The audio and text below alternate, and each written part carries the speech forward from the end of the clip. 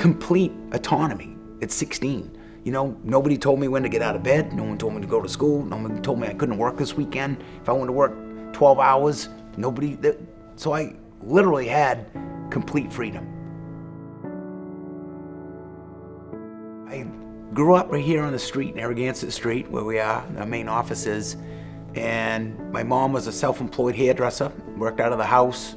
We lived in a mobile home for a period of time there because, you know, she'd had a breakdown and wasn't able to work, you know, so it hit us financially. I can remember my mom, you know, just like laying in bed in the morning or middle of the night, just sobbing, you know, and mobile home walls aren't very thick. And, you know, going in there and trying to console her, you know, I love my mother, she'd do anything for us. There was a Corvette repair center up the street, and they were driving by the house. I was about 12 years old, maybe 13, and I'd see these muscle cars kind of rumble up the street and say, man, those are kind of cool, you know. And so I ended up riding my bicycle up the street, hanging around. They gave me a job. So, you know, at 13, I started working at a Corvette repair shop. I was lucky. I found something I really loved to do at a young age. Worked a lot, worked overtime, socked some money away, got a $6,000 loan, built a little 3-bay garage, and, you know, off we went. Last year, we probably gave to well over 100 separate organizations, you know, individuals that have reached out, groups that we believe in, that we feel are doing good work in the communities. You know, we started the Maine Blue Collar Scholarship Foundation, and that gave over $100,000 to students just going into the trades. So not only, you know, do we donate and contribute, we actually actively participate as well. We've got a new one that we've launched called SOAR. It's a skills and occupational assessment rating. And it's just designed for people that want to enter the workforce or cross over into another field.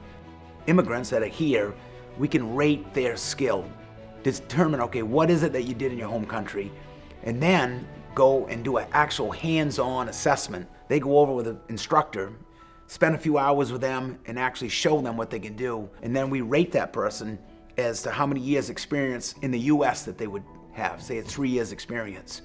Then we're gonna populate a website with participating employers so they can, boom, they'd be hired immediately. When our academic leaders came out with the mantra, you've gotta go to college if you're gonna amount to anything, that was the beginning of where we're at today. When you think of the population of individuals like myself that just fell in love with the trades, or fell in love working with my hands, we kind of lost a generation. They never had the opportunity, talk about freedom of opportunity, they never had it. So to prevent them, to block them out, to discourage them openly from following that kind of that passion is why we are where we are. You know, we went from an ocean to a lake, to a pond, to like a vernal pool of tradespeople. And the people that feel good about doing that type of work, honor them, celebrate them. I'm hopeful, because I think the word's out now. Empowering people is more than just, you know, giving them some autonomy and giving them support. If you empower them with equity, that's a whole different conversation. So we've got coworker owners that started with the ESOP in '03 that are retiring with $300,000, $400,000, $500,000 in retirement stock. What you do on a day-to-day basis is going to impact your retirement account at some point in time. You have control over this. We all have control over it. And based on that philosophy that we implemented in 2003, our company has grown an average of 17% a year. So we've really grown that population of employee-owner companies, and they're very successful.